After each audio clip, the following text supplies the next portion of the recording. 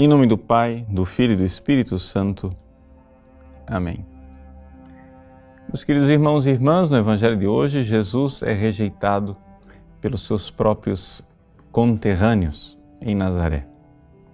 E o diagnóstico final é muito triste.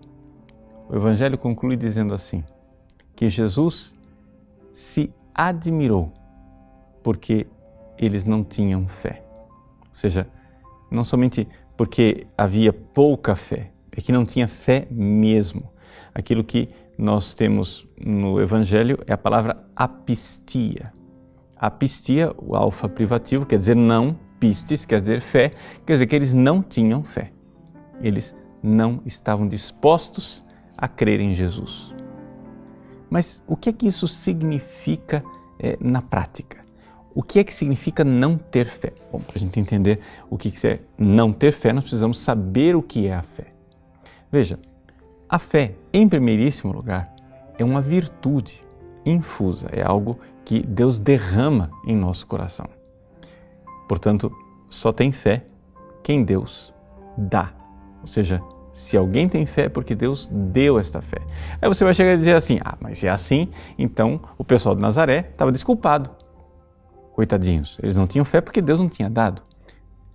Sim, só que acontece o seguinte, a fé é um dom que Deus quer dar a todos. E não somente isso, a todo momento Ele está falando no seu coração, a todo momento Deus tem uma palavra dentro de você convidando você à fé. É a graça de Deus que está no seu coração, batendo na porta. É aquilo que nós encontramos no livro do Apocalipse. O Apocalipse diz assim, eis que eu estou à porta e bato. Se alguém ouvir a minha voz e abrir, eu entrarei e cearei com ele. É assim que acontece a fé. Ou seja, Deus está a todo momento enviando graças suficientes para que nós nos convertamos e tenhamos fé. Portanto, os nazarenos não tinham desculpa nenhuma de não ter fé em Jesus. Por quê? Porque a graça de Deus estava ali sustentando, estava ali convidando a que eles tivessem fé e fé verdadeiramente. Mas, ao invés de ouvir a palavra de Deus que lhes falava no coração, eles preferiram ouvir os seus preconceitos, as suas ideias preconcebidas. E isso chama-se pecado da soberba. O grande empecilho para a fé é a soberba. Ou seja, nós preferimos acreditar nos erros, nos preconceitos, nas ideologias, nas ideias distorcidas que nós temos e ao invés de ouvir a palavra de Deus que é certeira. O Concílio Vaticano I nos diz que Deus não se engana e não engana ninguém.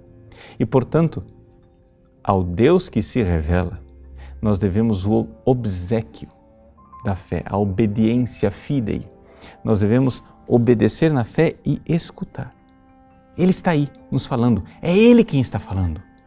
Não é uma pessoa qualquer, é Deus quem fala e, portanto, nós devemos estar abertos a Ele. A fé, portanto, precisa crescer. Nós precisamos nos abrir cada vez mais para a fé. São Paulo diz aos Romanos que o justo vive da fé e nós vamos crescendo de fé em fé. Eu não me canso de insistir nisto, porque é isso que realmente faz a diferença na nossa vida espiritual. Vá, faça essa experiência. Peça a Deus a fé. Essa é uma oração infalível.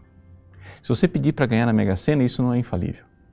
Mas se você pedir para ter mais fé, isso é infalível. Deus irá dar a você, como Ele queria dar aos nazarenos. Mas infelizmente eles não receberam, o que causou em Jesus uma grande tristeza. E então Ele se admirou pela sua falta de fé. Que Jesus, olhando para você, não se admire disso, mas ao contrário, fique feliz e alegre de ver como você está aberto à graça e ouvindo a palavra que se fez carne. Deus abençoe você. Em nome do Pai, do Filho e do Espírito Santo. Amém.